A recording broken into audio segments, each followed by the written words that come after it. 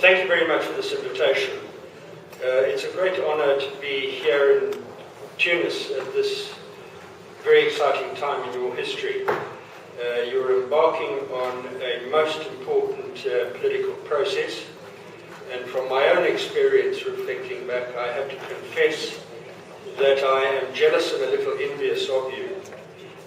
You are at a time in which creative ideas are possible, in which the great mass of people are politically drawn into the process, in which political debate will occur throughout the breadth of your country, questioning your values and trying to codify your highest aspirations.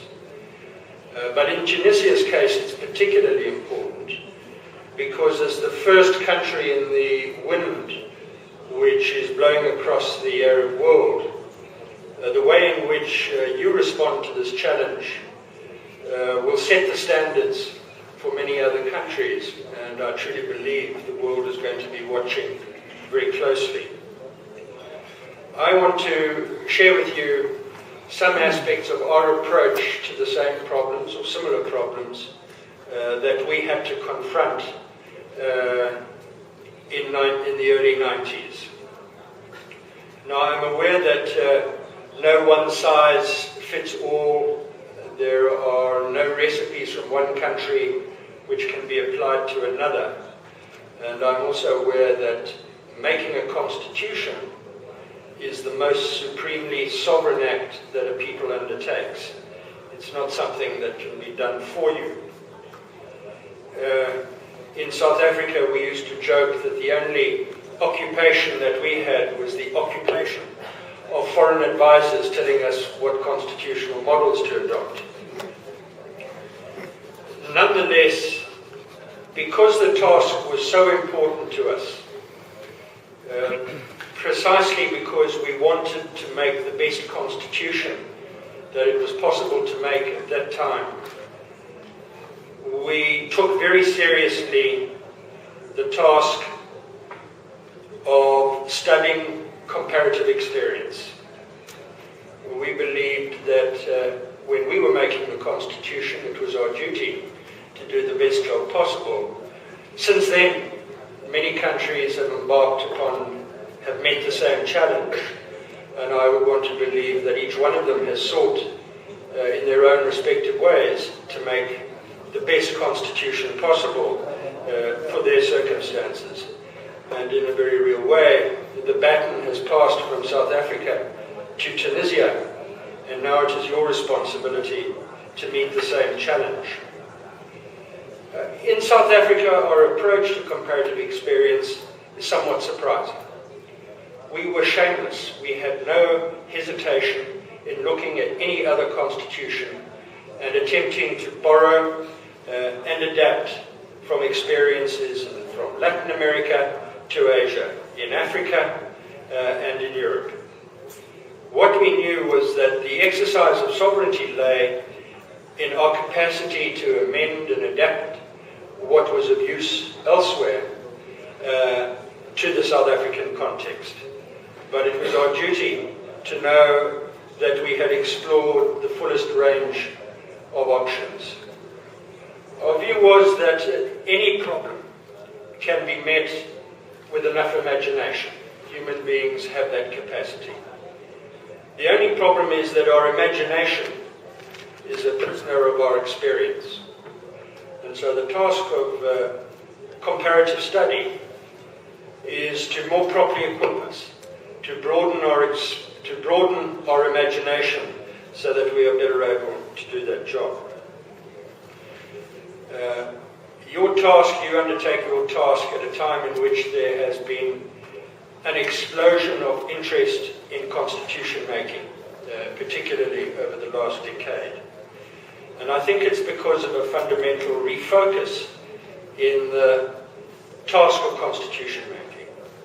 Many of the early 20th century and even late 19th century constitutions, many of the constitutions of the mid-20th century, were essentially exercises in framing state power as an exercise of sovereignty a rupture with a colonial country in order to proclaim who that country was. In the 21st century, constitution making is far more closely associated with the project of more properly drafting a contract within the country, between its citizens, and between the groups which make up that society. It's a task which has been more properly concerned to extract the common values, codify the highest generations. And in that task, quite frankly, we found that many of the older constitutions, for example, the United States Constitution, were of very limited value. They didn't address many of the contemporary concerns, whether it was gender equality or the environment, or how to deal with diversity. We looked rather at the latest constitutions in which people had wrestled with how to create national unity without suppressing diversity. In South Africa, our concern was not only to look at comparative models, to get better clauses, to look at how we should frame the Constitution, what content should go into that Constitution, but also to look at the best possible process by which we could do it. And this was not an abstract question for us. We came from a country with a bitter division, a history of racial discrimination, and we were concerned that the way in which we approached the Constitution drafting, the way in which we established this core document, should be a nation-building moment as well. It was clear to us, and it's clear to me, that constitution making is on the one hand an opportunity of reconstituting a nation, but is also a potentially very divisive exercise. It asks people to come together expressing their sectional and group interests, their political differences, and if not properly managed, if it doesn't have and celebrate what is common, it can lead to dissipation of common purpose and common unity. I'm always reminded of Garibaldi, Giuseppe Garibaldi, who after the last battle to unify Italy said, "Now that we have made Italy, let us embark upon the task of making Italians." And in that he recognized the mere fact that you have borders does not make you a nation. The mere fact that you have boundaries. In the South African context, in attempting to promote a nation-building and inclusive process, we had to confront the two, in my view, fundamental requirements of a constitution-making process. A process to make a constitution which will last and which has legitimacy. And that is that it has to have depth of support, and secondly, breadth of support. Let me briefly explain. Depth of support means it has to have majoritarian support. It has to carry the heart of the majority, the support of the majority of the population. Breadth of support means that it has to carry with it the support of the various groups, the full diversity of the nation. And there's a tension between the two. The one favors a majoritarian process. The breadth of support requires a consensus-based approach. And this wasn't an academic debate in South Africa. It led us to the brink of a renewal of civil war. It was accompanied by a sharp upsurge in violence between those who wanted a majoritarian process, in other words, which would allow finally the black majority to express their views and have them reflected in the Constitution, and minorities, and not just white minorities, particularly in South Africa, the party which represented the Zulu ethnic group, did not want to enter a majoritarian process if it would be outvoted. And the clash between those two views took us, as I indicated, to the brink of civil war, until we developed our own particular device for unlocking that impasse. We followed a two-stage process in which, in the first stage, all the elements of society came together to agree by consensus on certain fundamental principles. And after a democratic election, following a process very similar to the one that is to be followed in Tunisia, a democratically elected constitutional assembly would put flesh on the bones of the constitutional text, or constitutional principles, and adopt the constitution. Some of this tension can be seen from my experience in the case of Iraq, in which quite correctly the constitution-making process expected that the new constitutional text should be adopted by a high majority, and a technique was inscribed which would sought to require all the major communities to support the new constitutional text. However, the problem arose because of, in the elections for the Constitutional Assembly, or should I say the First National Assembly, which was given the task of drafting the Constitution, there was a nationwide boycott by members of the Sunni community, which meant that Sunnis were underrepresented in the constitutional making body. It was our task, successfully as it happened, to persuade all the groups or the Constitutional Assembly to institute a special mechanism which would allow for extraordinary additional representation of the Sunni community. And that was an appropriate response, I have to say, but a response which didn't deliver, because at the end of the day, the pressure placed on the constitution-making process to adopt a constitution, including, I should mention, by the United States, because of the need to make certain benchmarks in a hurry, meant that the constitution was adopted without the support of the Sunni community. And it has become an enduring problem, and one that is still with Iraq to this day. Having dealt with the importance of inclusivity, let me talk now about the importance of legitimacy of the constitution-making process. The legitimacy of the constitution-making process goes to the legitimacy of the Constitution itself. And if the Constitution is going to be a sacred contract between citizens, not capable of being easily amended, reassuring to all in the society, then it has to have legitimacy, a legitimacy which comes from the process. In South Africa, we had a democratically elected Constitutional Assembly, and I think that is a core and key element in vesting the Constitution with legitimacy, because it not only says that the parties who make the Constitution are elected, but that the extent of their popularity will be to some extent reflected in the text itself. But we felt that that was not enough. We felt it was as important that ordinary people would not leave the constitution-making process to intellectuals and lawyers, but that they would somehow feel a part of it. And we recognized that they would only feel a part of it if the process was transparent, they could see what was happening, the constitutional texts were published as they were drafted and negotiated, that the constitutional deliberations were well covered by the media, that civil society would be able to access the process and to feed in its views.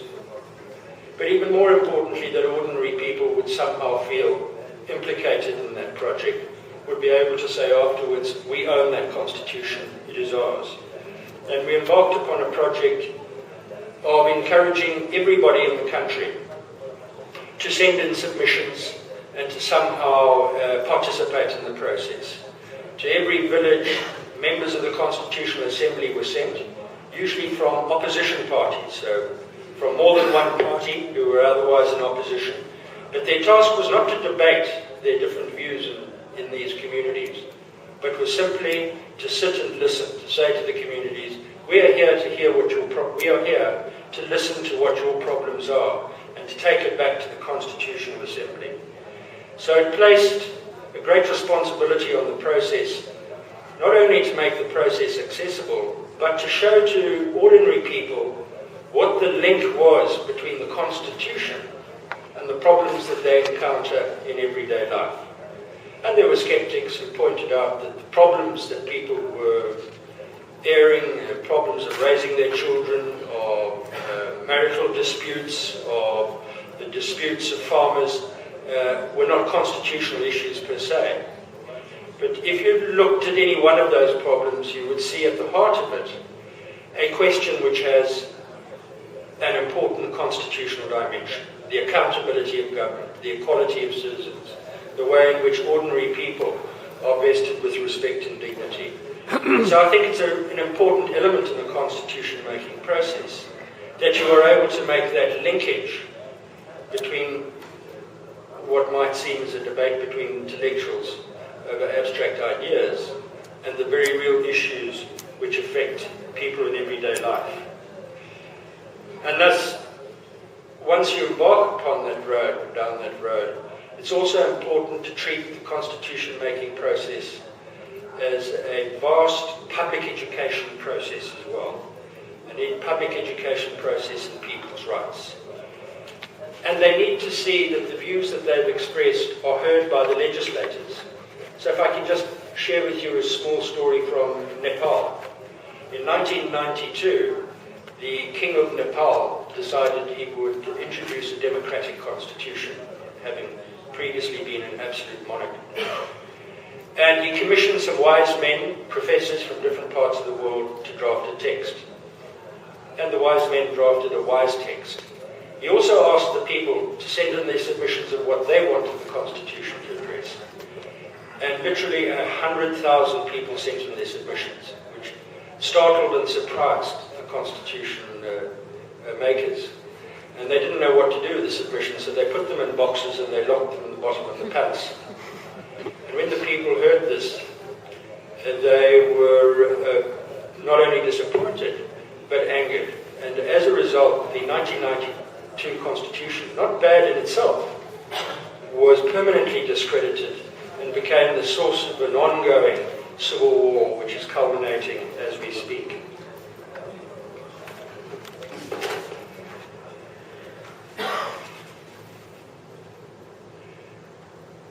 So, I have put premium on popular participation in the process so that everybody feels it is an open process. But that mustn't allow us to deny the responsibilities of leadership of those who are elected in the Assembly itself. And I believe there's a way of reconciling the leadership of the Constitutional Assembly with popular participation. Let me look at some of the requirements of leadership in regard to the approach to the content of the Constitution, what's inside the Constitution. In South Africa, our particular challenge was to address the question that all citizens would, from the time of the adoption of the new Constitution, be treated as equals. And not only did we need to link what we were doing to the ways in which that treatment would be guaranteed, but we also had to take on board the diversity of opinion expressed within the Constitutional Assembly itself. So a considerable amount of effort was placed in the task of having that Constitution adopted unanimously. That meant allowing other parties formulations to find expression in the Constitution, so that when the Constitution was finally adopted, as it was adopted by a 95% majority, all the parties, all the groups in South Africa could see themselves represented in that Constitution. The particular challenge of leadership, in my context, was that the debates and the conduct of the Constitutional Assembly had to take place without any vestiges of triumphalism on the part of one or other party. In our context, of course, the African National Congress, of which I was a member, had an overwhelming majority. But if you want the Constitution to be adopted by all, can it be adopted on the basis that this party won the Constitution? It's a process which must be adopted without a sense of winners and losers. It poses a real challenge to leaders, because leaders are under pressure to demonstrate to their members that their demands have been acknowledged and represented in the Constitution. Mandela in particular, I think we credit with his leadership role, his capacity to speak at the same time to many constituencies, both to his enemies and to his supporters, to reassure the one, in fact to reassure them both, to address the fears of minorities, but to show the majority that their demands have been heard. We had to develop and fashion a number of instruments which would address the task of achieving compromises. We had to, for example, conduct the negotiations on the basis that nothing is agreed until everything is agreed. And that would allow people to make concessions and to accept compromises during the course of the negotiations, knowing that they could review it at the end. We adopted sunset and sunrise clauses. Those were means by which one party's principle could be accepted, but the application of the principle could be deferred for a while.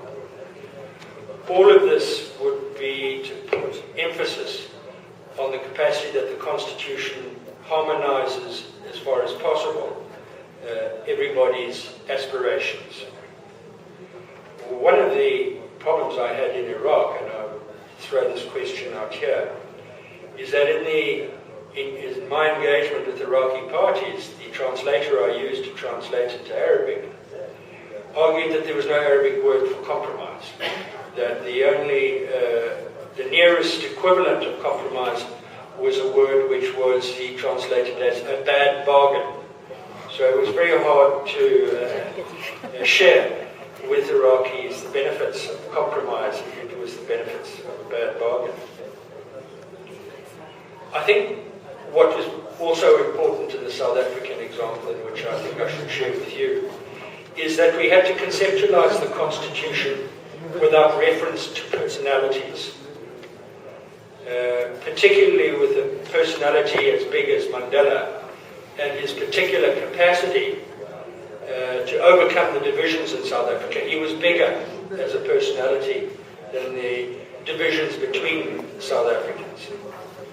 There was a temptation to vest him with the powers which were set out in the offices described in the Constitution. But it was very important, and Mandela himself took a lead in that, in insisting that the offices specified in the Constitution should not be drafted and given roles in the light of living personalities. In regard to the question as what is an appropriate period for a proper constitution-making process, I don't think there's a set answer. It'll depend on the circumstances. But it'll depend on the demands. What is crucial is that sufficient time be given to the process to meet the need of developing a document which can stand the test of time, as one which embodies as far as possible a national consensus, which protects minorities and gives expression to the will of the majority, but which also is one in which ordinary people have come to appreciate and feel that they can claim ownership. What you certainly want to avoid is the rushed constitution-making process imposed on Iraq, in which its constitution was merely seen as a benchmark in the process towards normalization, a process which was under enormous pressure internationally and locally to be achieved as soon as possible. Let me make some final remarks about the drafting of the Constitution. In South Africa, we place a great importance on drafting a document which ordinary people could read. And the only international expert who participated in our process was an expert who could help us lawyers and academics, whose craft was in drafting constitutions, taking the legal and academic language and putting it in terms and in ways in which ordinary people can read. And I know in Iraq, from my experience, I've discovered some resistance to this project, and I felt that at least many of those involved in the process of the actual draftsmanship were speaking to a broader Arabic academic and constitutional lawyers community, to a set of standards established within the Arabic tradition and the local, in the regional tradition of constitution drafting.